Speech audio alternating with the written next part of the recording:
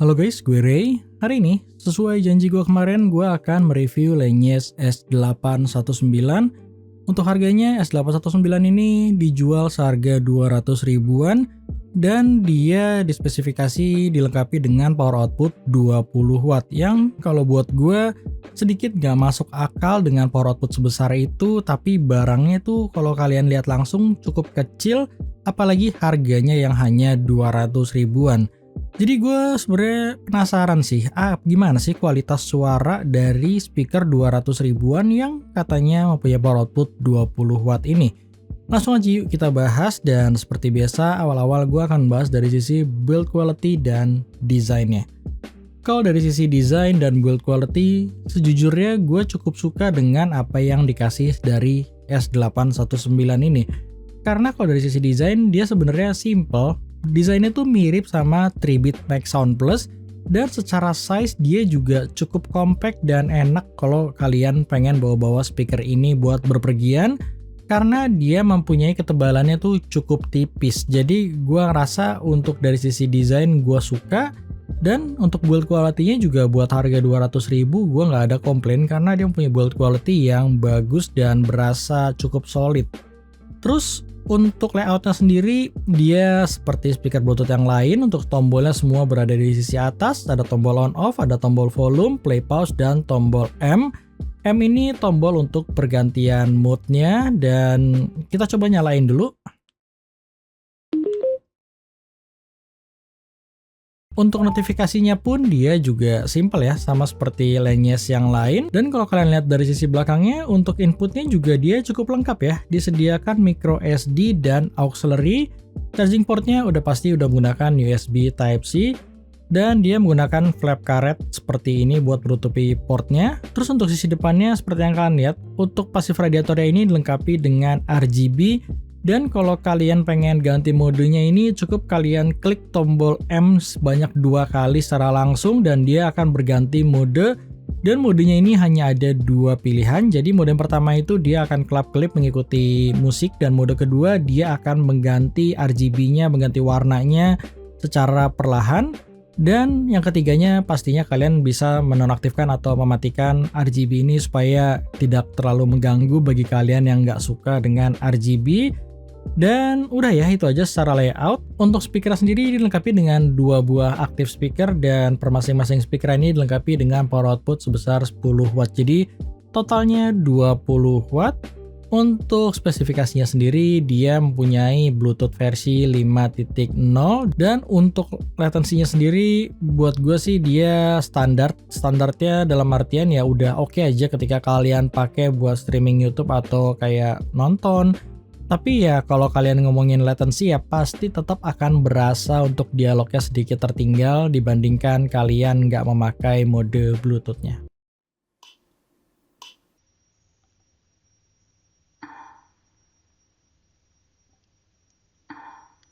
Dan selanjutnya untuk IP ratingnya, sayangnya dia hanya dilengkapi dengan sertifikasi IPX6, yang berarti dia hanya tahan terhadap siraman atau semprotan air, tapi kalian belum bisa nyemplungin Laneyes S819 ini ke dalam kolam renang misalkan.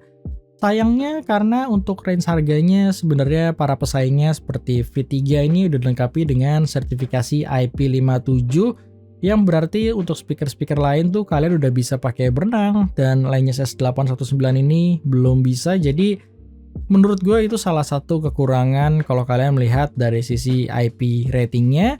Dan karena dia dilengkapi dengan sertifikasi IPX, otomatis dia juga belum support untuk kalian bawa misalkan ke pantai atau misalkan terkena lumpur, karena dia belum ada proteksi untuk dust resistance-nya. Jadi ya itu pertimbangan aja buat kalian. Kalau kalian mementingkan sertifikasi IP57, mendingan kalian lirik aja ke brand lain.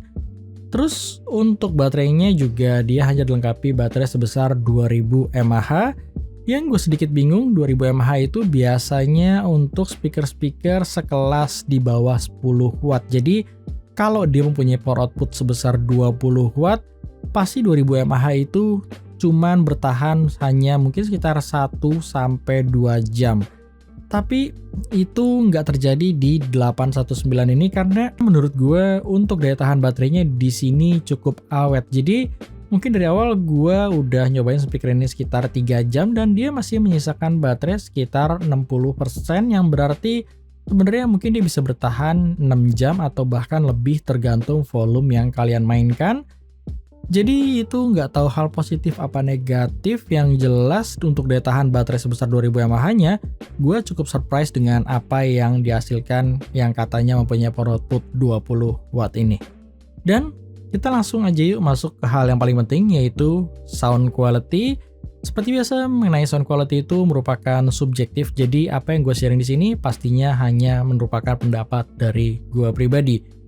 Jadi, kemarin gue udah sempet bikin blind test di antara Langes S819, terus Eagle V3 ini, sama Xiaomi Bluetooth speaker. Ini gue nggak tahu jenisnya ya, tapi yang jelas ini tuh udah susah dicari untuk barunya.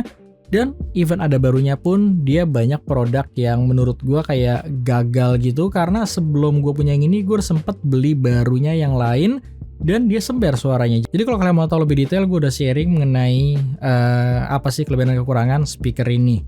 Jadi untuk harganya dia berada di tengah-tengah. Langes itu berharga 200.000, Eagle V3 ini yang paling murah 160.000, dan Xiaomi ini yang paling mahal 300.000. Jadi kemarin gue di kolom community udah sempet nanya, kira-kira di antara 3 speaker ini mana brand yang paling kalian ngerasa price performance atau sound quality-nya paling bagus? Dan menurut hasil votingnya paling tinggi ada di Eagle Fit. Dia mempunyai 51% untuk hasil votingnya. Yang kedua adalah Langes S819 yang mempunyai votingnya itu 35%. Dan yang paling terakhir adalah Xiaomi, karena dia hanya mempunyai hasil suara sebanyak 14% dari total 717 votes. Jadi secara price performance atau secara brand, Eagle lah yang paling banyak disukain. Terus yang kedua adalah voting dari hasil blind test. Jadi kemarin udah sempat gue share untuk blind testnya, dan kalau kalian yang baru nonton channel ini atau review ini, gue akan sharing link untuk blind testnya di bawah, jadi kalian bisa langsung nonton untuk sound sample di antara ketiga speaker ini. Dan hasil pollingnya adalah speaker A itu mempunyai sound quality yang paling bagus menurut kalian sebanyak 77%, dan speaker B yang paling sedikit untuk hasil votingnya sebanyak 10%, dan speaker C itu sebanyak 13%. Jadi gue sempat baca untuk hasil komenan kalian di bawah untuk nebak kira-kira speaker A, B, dan C itu yang mana. Dan menurut gue banyak dari kalian yang menebak speaker A atau speaker yang paling favorit itu Langes S819, karena mungkin kalian melihat dari power outputnya dan lain sebagainya atau brandnya kalian suka. Jadi Langes S819 ini yang kalian pikir speaker A. Dan untuk speaker B-nya banyak dari kalian yang komen itu Xiaomi, dan untuk speaker C-nya itu Eagle V3. Jadi untuk speaker C-nya itu bener banyak kalian yang nebak Eagle V3, dan ya speaker C-nya itu adalah Eagle V3, dan speaker A-nya itu adalah Xiaomi. Jadi ini adalah brand yang paling banyak yang underestimate, karena secara voting brand juga dia paling sedikit. Dan dari komenan kalian, Xiaomi ini juga paling banyak yang menebak speaker B atau speaker yang paling jelek.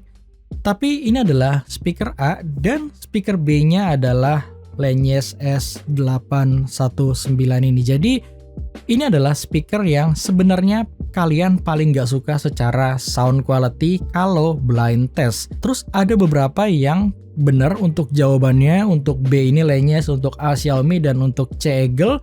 Tapi dari gue baca, dari beberapa kalian yang menjawab benar, itu beberapa dari kalian udah hands on atau pegang langsung misalkan Xiaomi-nya atau Langes-nya atau misalkan Eagle V. Jadi bagi kalian yang udah pernah megang barang-barang ini, kalian udah bisa menebak secara tepat untuk per masing-masing sound quality-nya. Jadi tujuan gue dari blind test ini adalah supaya kalian tuh bisa menilai sebuah speaker dari sound quality dan bukan dari brand, apalagi dari spesifikasinya. Jadi Kalau buat gue sendiri sebenarnya gue nggak perlu sharing lebih banyak lagi ya mengenai sound quality Langes S819 ini.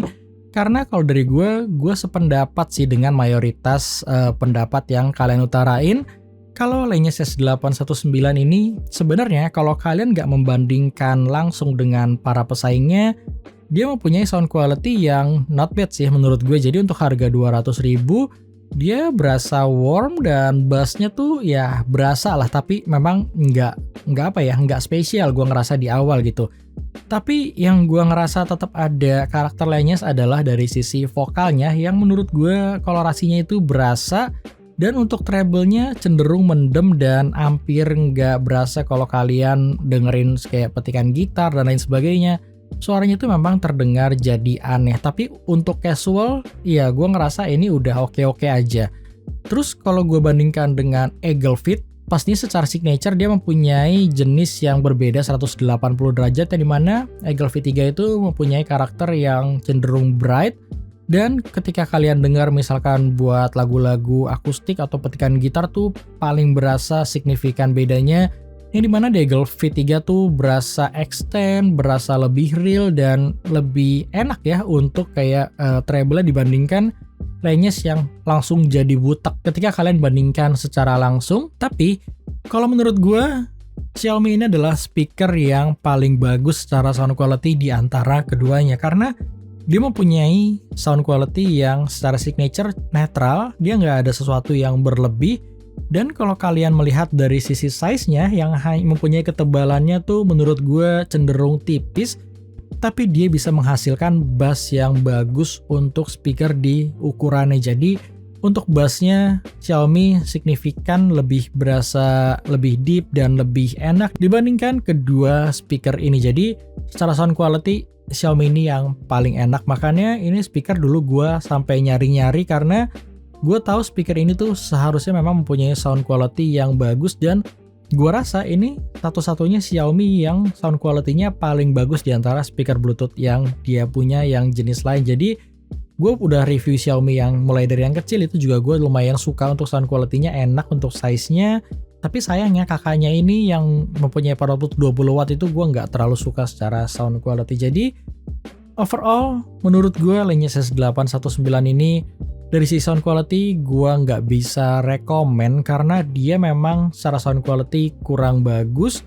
Ditambah secara power output kalau kalian dengerin juga jauh dari 20 watt, bahkan dia di bawah Xiaomi yang hanya mempunyai power output sebesar 6 watt. Terus untuk sisi spesifikasinya juga dia kalah oleh para pesaingnya, let's say seperti Eaglefit 3 yang harganya lebih murah, mempunyai IP rating yang lebih baik, size-nya lebih kecil, sound quality-nya juga lebih proper menurut gue dibandingkan S819. Tapi kelebihan S819 yang pertama adalah dia stereo, jadi kalau kalian peduli dengan masalah itu ya Langes S819 lebih baik. Yang kedua adalah RGB pastinya, karena dia satu-satunya speaker yang mempunyai RGB dibandingkan dengan dua speaker yang gue sebutkan tadi. Jadi balik lagi keputusan di tangan kalian, dan sekarang akan gue puterin sound sample sedikit dari S819 ini. Dan thank you bagi kalian nonton, dan sampai ketemu di review gue selanjutnya.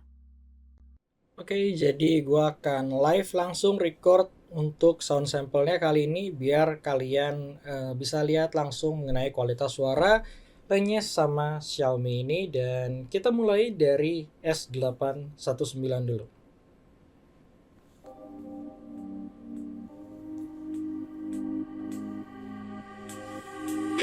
I'm not in the mood, but you'll be here soon. Everything feels wrong, guess it's in a bad mood. Feeling broken hearted over something that never was.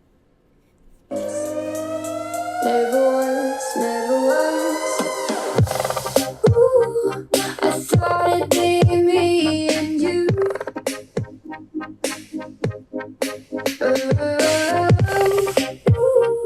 I guess it wasn't true.